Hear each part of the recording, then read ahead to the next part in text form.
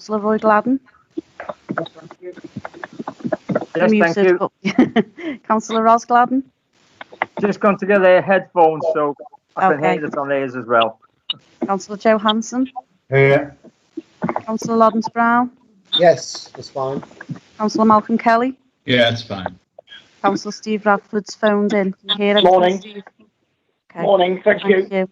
Over to you, Chair. Okay, good morning, everybody, and welcome to this morning's meeting. First of all, Jane, have we had any apologies? Yes, Chair, apologies from Councillor Joanne Calvert. Okay, thank you for that. Have we got any declarations of interest? No? Okay, can we go on to the minutes of the last meeting? Okay, is there anything in those minutes? Okay, we'll go on to the minutes. No. Page 1, anything? Page 2? No. Page 3? No. Okay, are they agreed? Agreed. Okay. Request for approval of a vehicle type to be licensed for use as a Hackney Carriage. Is that over to you, Mr. Colligan? Certainly is, Chair. Happy to help. So, okay.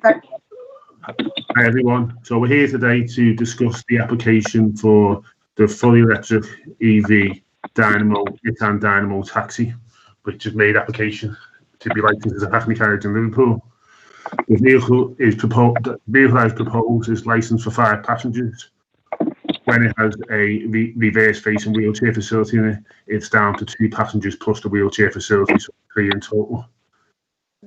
The vehicle has full European whole vehicle type approval in its own right, and it complies with all our conditions, with the exception of section 16 of the conditions of fitness, which is noted and explained within the report.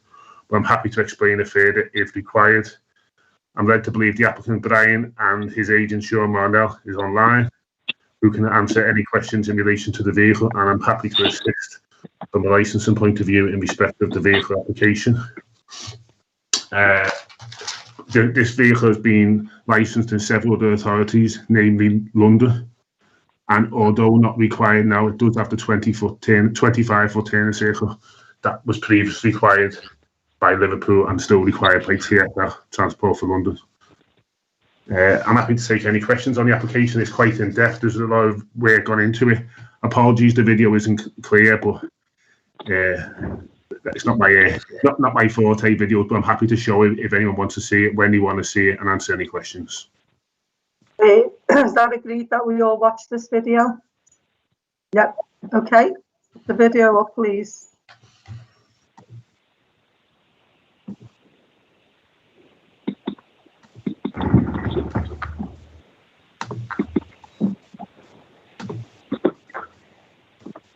On the video now. Hi, my name is Steve Radford from the Council Taxi Licensing. We're here today to inspect the new Dynamo zero emission taxi for approval as Hackney Carriage.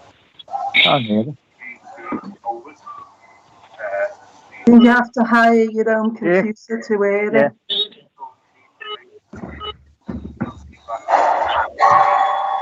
Dave, it might be better if you speak over it. It's just load the volume down. Okay, we'll do now, Jane, no problem. So yes, Chair, so in front of us, as you'll see, I'm talking, and you've got obviously the Dynamo electric taxi. Where I'm pointing to now is the ramp facility. That ramp facility is a slide out ramp. Sorry, apology for the wrong side. That's not the ramp facility. I'm pointing to the inside of the vehicle. You'll see it has the colour contrasting stripes and patches for the visually impaired. It has either an electric or a manual step, which is an option for the purchase of the vehicle.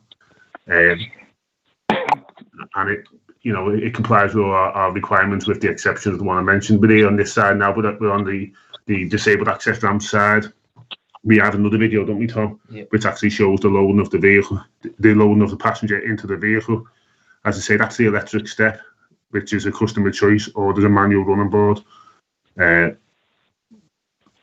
Here's Tom, who's sitting next to me now, who's securely loading the vehicle. We have got one actually loading them into the vehicle, which we can show. it complies with our standards. It's a little tighter than previous vehicles, but it does comply. The chassis mounted, and there's the ramps in the rear of the vehicle. It does come with a full-size spare wheel, which was a requirement we've asked for over and above Nissan's build standard, as a lot of vehicles come with a gas repair. And I'm pointing now to the operation of the spare wheel to lower the spare wheel. Oh, and the video was just gone off. We do have another video of Tom actually being loaded into the vehicle, which we can show you if required. Yes, So thank we'd you. like to see that as well. Yeah. Apologies on the sound, but it was outside the garage, as you can see. So it was a little bit loud, and there was a few wagons trundling past.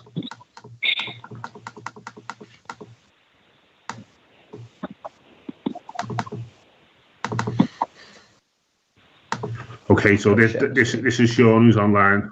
Well, was Sean who's online.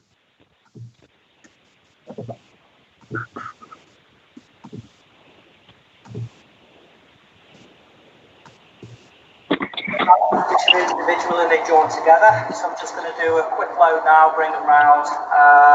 But more importantly, we'll show you how to operate the restraint system before the wheelchair is actually in the vehicle. So we've got 2 floor restraints on the floor, and we've got a switch to operate the restraints. The ignition has to be on for this to operate. Okay, so this is the first ramp that always goes in because it actually carries the second ramp. The locators are sided, push down, and then do the next one.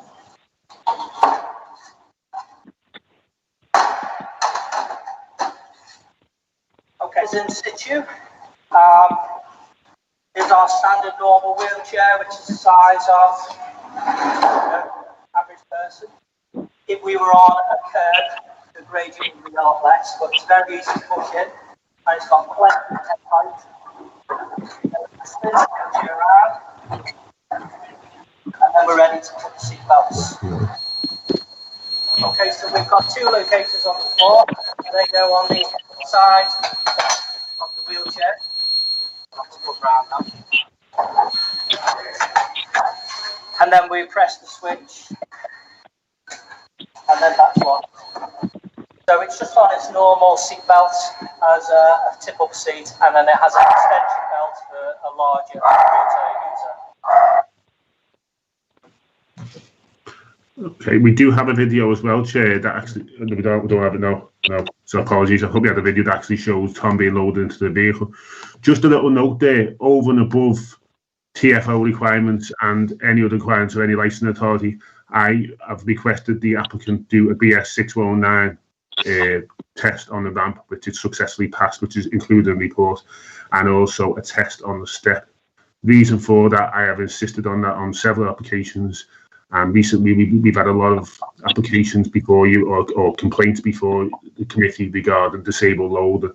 So it actually has a 300 kg safe working load, which is certified. Okay. Questions? Right, I've got Roy, I've got Roz, I've got Pauline. Roy first, and Malcolm. Hi, Chairman, if I may, Steve Radford. Okay. Got you first. You first, Roy. Oh, thank you, Chair. Just 2 quick comments, if I may. First of all, excuse me, that ramp itself looked a little bit, let's say, not as flush as I've seen some of the others. I know you mentioned the curb side there, so it could be a little better, but you know, if we're talking about someone of, let's say, a little bit heavier, do you see any problems? And secondly, it's to do with the electric point itself. Does it? Whoa! Someone Can I must ask have if a lunch everyone here. goes on mute who's not speaking, please? The charging points throughout the city at the moment that are configured to the taxis, and one question is, do we have enough? And does it give us indications of when, to be blunt about, the battery is getting low and exactly to bring them two together. Chair, would you like to answer that? Yeah. Councillor Gladden was quite correct. There is a slightly higher gradient than other vehicles that we've actually got past, such as the TX and the E7. However, unfortunately, with it being a zero-emission capable vehicle, basically, Councillor Gladden, under that floor, we've got a battery pack, so any new vehicle is going to have a slightly higher gradient, but it is within spec within our vehicle conditions, although you're quite correct, it is a bit higher.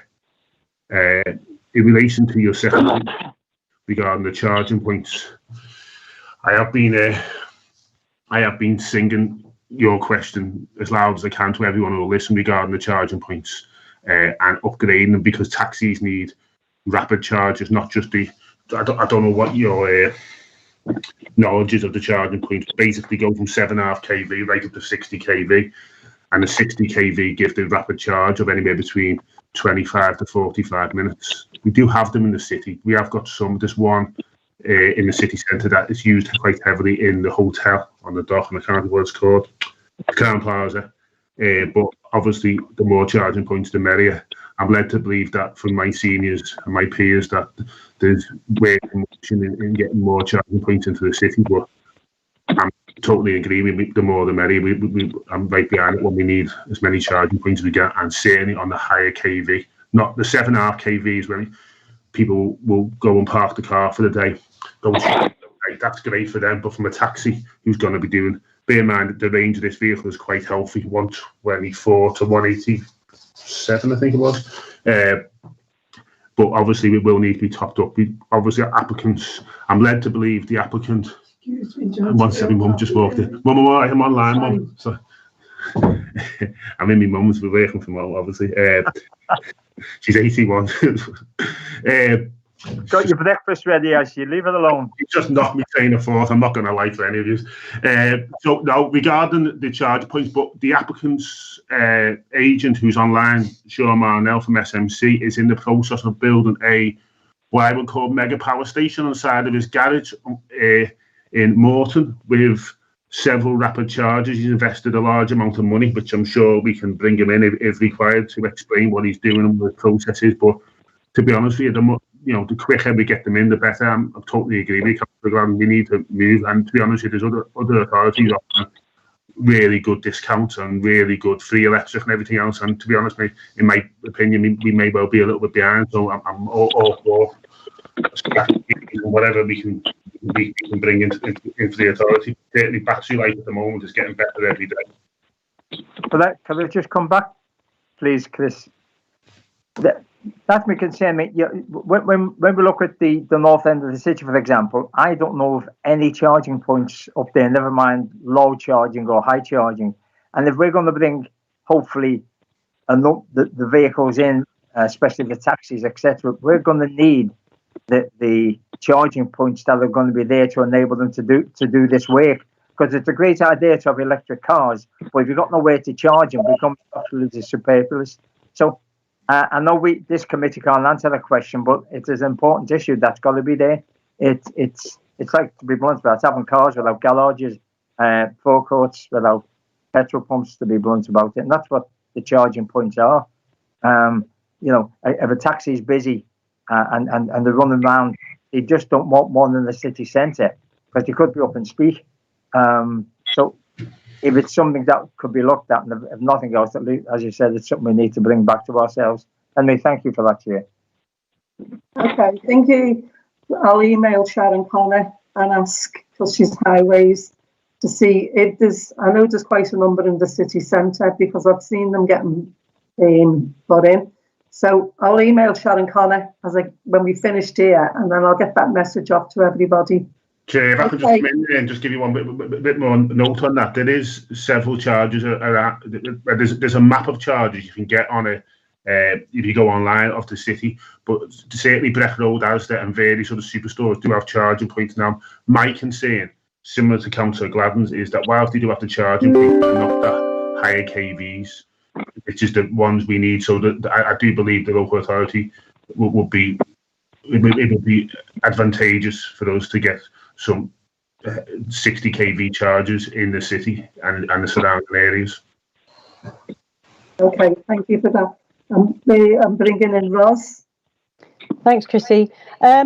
Yeah, it was mentioned in the video that once the wheelchair's loaded, it's quite slightly tighter fit than normal. Does it compromise the number of people that you can have as passengers in there? Does it take out that seat, for instance, opposite? And does that happen anyway with a taxi?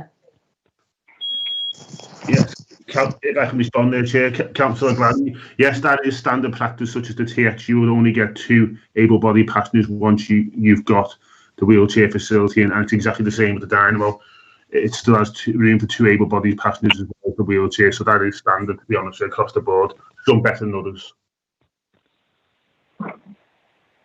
Good, okay. I've got Pauline next. Thanks, Chair. Just a quick question regarding if the vehicle was involved in an accident. As it's obviously locked, the doors are locked when the engine is running. If it was involved in an accident, is there a switch or something which makes the doors open so fire brigade, ambulance people can get into the taxi? Chair would like me answer that, and hopefully I would like to bring in Brian if I can. Yeah. As we spoke earlier, Paul, Councillor, the vehicle, any vehicle in a bump these days will have like an inertia switch will knock off the engine to safeguard any fuel leaks, and obviously in the case of combustion engine, obviously it exploded. So the engine will cut off. Now, obviously, there's no engine in these vehicles. It's a completely powered vehicle, battery-powered vehicle.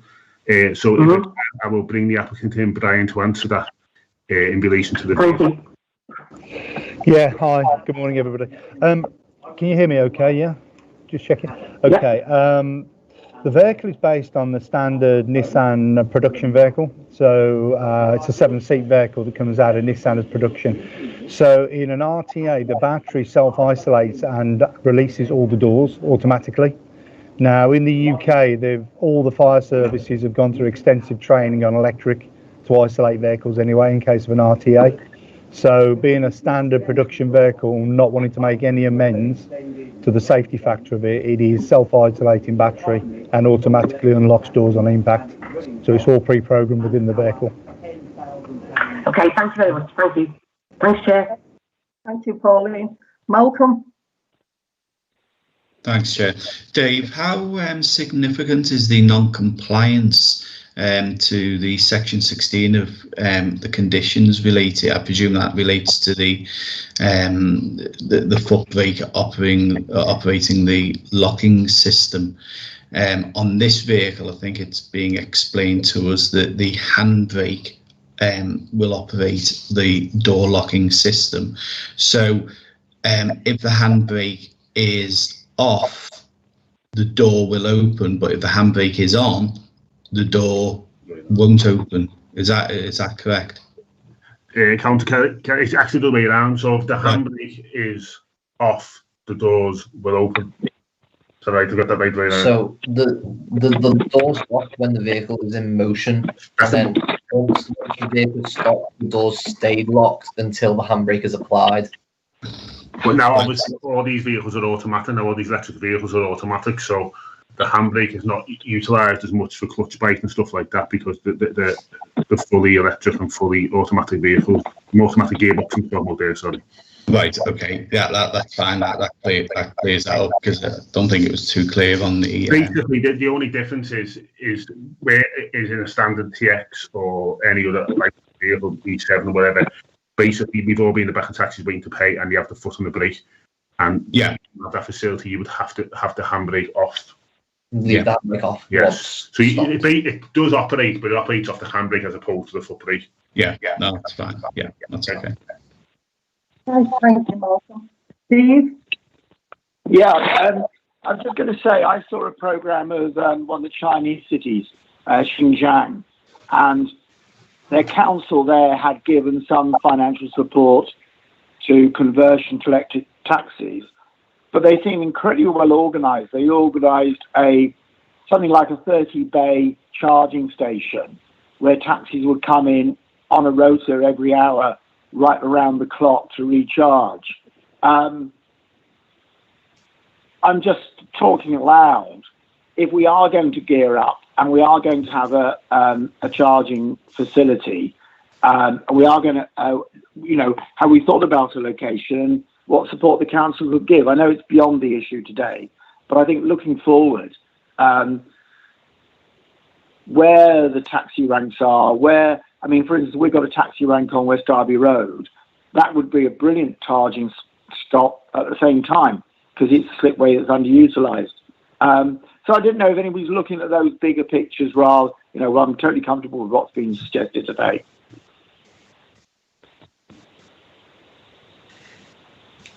Thing is with that, Steve, I think that's a highways question we need to ask. And as Mr. Colligan said, I think there's a mapping of way, and maybe for councillors to suggest where possible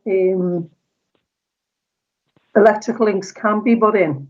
But we have to be careful, because you're taking away, I've seen them in town and they're taking away part of the road because it comes out like that. So we may need to look at that, but I think it's a highways thing. And again, I will email Councillor Sharon Connor and ask where we are up to the Roy. Yeah, I've emailed the head of highways. I'll bring Sean in a minute.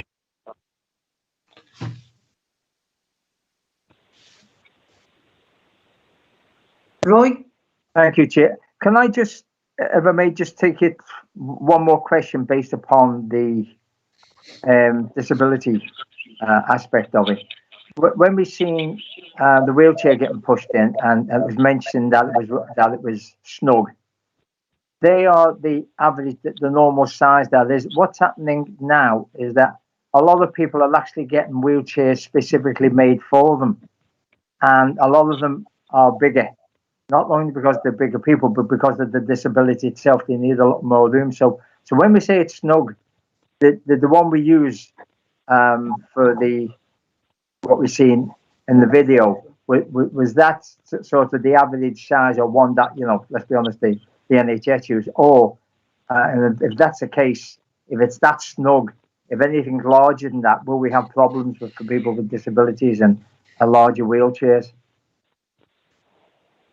I think, can you answer that, Sean? Because I was going to bring it in anyway. Sure. Oh, Sean, man. Sean, you're on mute.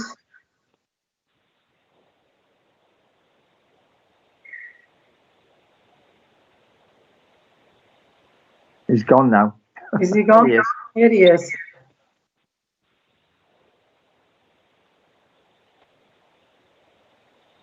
Where is he? Come on, Sean. As long as there you go. No, we can't hear you. Sean, we can't hear you. There's no sound. Can anyone else ask the question? I'm happy to answer that. Yeah, go on. Councillor Gladden was right. People are inevitably getting larger, and their facilities are getting larger for a number of reasons. And it's always a trade-off. And I appreciate you've had a number of complaints in with the authority over from everything from a TX4 to an E7 to a Merc that don't accompany. What we've done to try and we're limited in what we can do. Let's be honest. But obviously, with the introduction of battery vehicles, we're even more limited. Number one, we're limited as to the manufacturers who want to make these vehicles, because not many people want to make purpose-built taxis, because the cost of making a purpose-built taxi, you've got such a narrow market. And secondly, the obviously the hammered, basically, they're driven to the point of destruction 300, 400, 500, 600, 700, 1 million miles. So I thank Nissan UK for having a go, and for Brian at Dynamo for converting it into a taxi.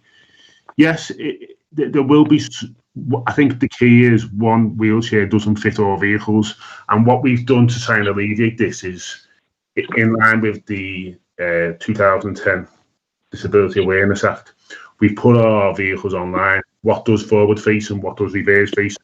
What takes 350 kg? What will take 250 kg? Safe working loads. And we've also put online not just our Hackney Carriages, our private hires, which have got disabled access. So if you don't fit into a particular type vehicle in the Hackney Carriage range, then you can look at maybe the private hire range who have got so all our vehicles that do school contracts are now online. So if a person needed a rear facing 400 kg safe working loaded vehicle with 75mm access, 75-inch access, then you can look online and see what we've got. But I think all we can do is be open to change and be open to whatever the industry brings us. And I think this is what we're doing today. And I think, it's not perfect in every way, but there's issues with TX4s, there's issues with E7s, there's issues with Mercedes, but it's another feather to our cap, so to speak. Thanks, Chairman. I just want to say it's important that, as you said, if somebody cannot comply, at least the person who is in the wheelchair will at least has the ability to get someone else to do it. Thank you anyway. I'm going to bring in Brian Batchelor. Hi, just to step in there, Dave's pretty well explained that really well. I think, as Dave explained, a lot of the restrictions are the vehicle manufacturers themselves. So when we went with the Nissan platform, it was based on the size of battery and the potential range to make sure it complies with the operation. As we move forward in the next 2 or 3 years, more manufacturers will come in with different wheelchair access vehicles. And I work quite closely with a number of vehicle manufacturers. And we're well advanced now within the next 18 months of bringing a wheelchair access vehicle that will be capable for the bigger wheelchairs, but it's at least 2 years away. So I think we just need to be mindful. It's a developing market with the electric. All right. Thank you for that. Is that Sean Marnell? Did you want to come in, or are we okay with you? No. Okay, do we have any more questions? Robin, do you have any questions? No, I think that's fine. Thank you, Chair. Okay. So is that agreed? Agreed. Agreed, everybody? Agreed. Agreed, yeah. Okay. Thank you. Thanks, Dave, and thank you, Mr. Batchelor and Mr. Marnell. And thank you, committee. Chair, just one other point before I go, I forgot to mention. All disabled loading now, we've been doing a lot of work with Cabinet Member, I can't remember the name now.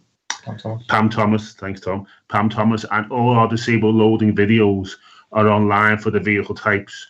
The safe working loads are online, the accesses are online, the amount of wheelchair it takes. So we've spent a lot, well, Tom, in fairness, has spent a lot of time constructing that. So everything is online for any disabled user to utilise before they hire a vehicle. I know it's not always possible with instant hire, but a lot of these Hackney carriages now work through operators such as Alpha, etc., etc. So we have improved somewhat, but we are, as Brian said, it is a developing market.